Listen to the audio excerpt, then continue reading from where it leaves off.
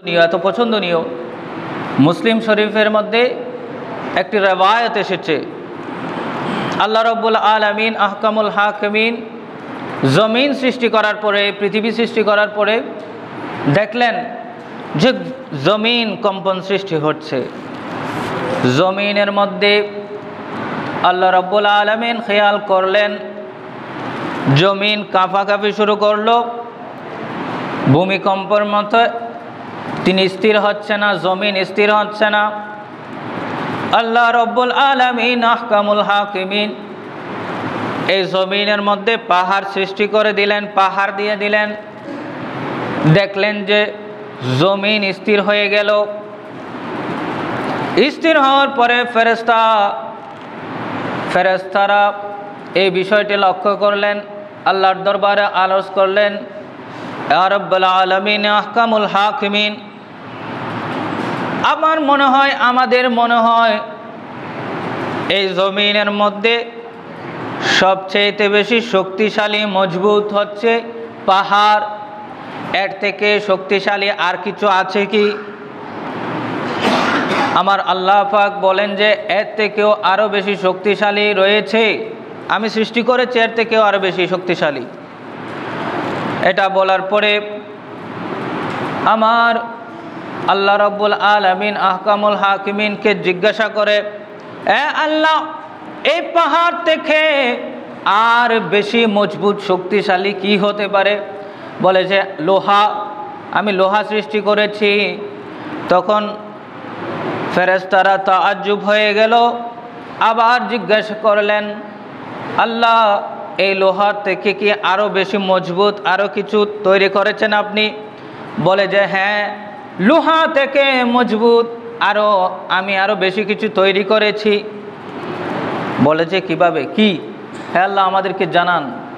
তখন বলে যে শোনো, আমি লোহা থেকে আরও মজবুত জিনিস সৃষ্টি করেছি, তা হলো আগুন। বড় করে বলে সুবহানাল্লাহ। কারণ লোহাকে গলিয়ে দেওয়ার মতো ক্ষমতা আগুনের আছে, আমি আগুন সৃষ্টি করেছি। ফেরেশতারা আবার জিজ্ঞাসা করে, আল্লাহ, আগুন থেকে আরও বেশি কি মজবুত শক্তিশালী সৃষ্টি করেছেন? বলে যে হ্যাঁ, সৃষ্টি করেছি। আমার আল্লাহর দরবারে ফেরেশতারা আরজ করলেন, ইয়া আল্লাহ, আমাদেরকে জানান আপনি এই আগুন থেকে আরও বেশি কি মজবুত সৃষ্টি করেছেন? বলে যে আগুন থেকে আরও বেশি শক্তিশালী জিনিস তৈরি করেছি, তা হলো পানি। বড় করে বলি সুবহানাল্লাহ। পানি। তো এটার পরে আরও তাআজ্জুব হয়ে গেলেন ফেরেশতারা, আবার কৌতূহলবশত আল্লাহর দরবারে আরজ করলেন, হ্যাঁ আল্লাহ, এর থেকেও কি আরও বেশি মজবুত কোনো কিছু সৃষ্টি করেছেন?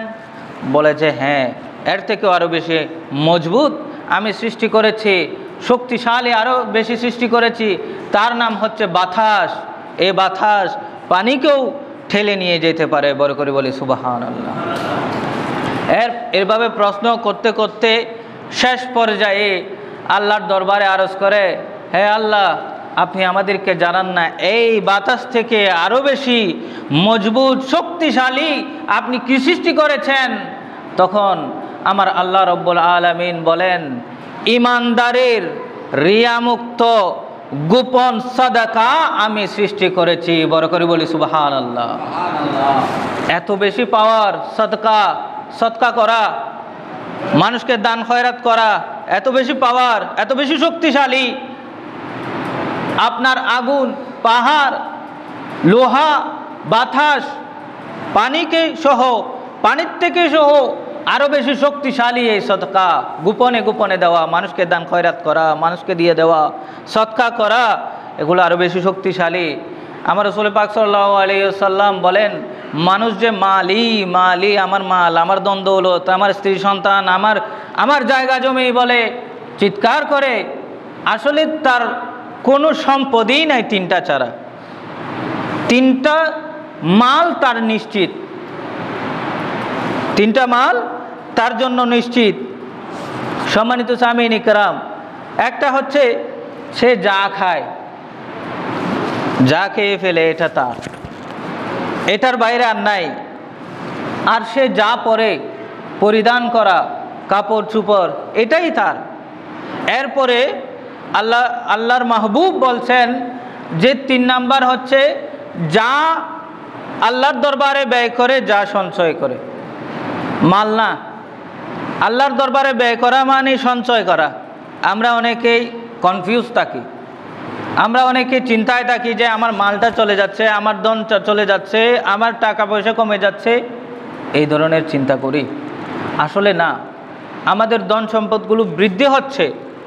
আমরা এখানে যা ব্যয় করব, আমাদের এই জগৎ ক্ষণস্থায়ী, চিরস্থায়ী নয়। এটা একটা সংক্ষেপ সময় আমাদের কাছে।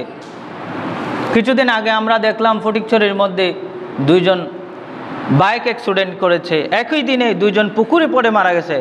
একজন আমাদের বয়সী 27 কিংবা 28 কিংবা 30 হবে, আর 2 জন হচ্ছে সর্বোচ্চ 1-1.5 বছর 2 বছর হবে, হাঁটা চলা শিখেছে।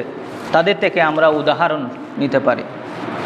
তারা একজন ইফতারি করে বাসায় আসবে, বাড়িতে আসবে, সে সুযোগ রাখে নাই।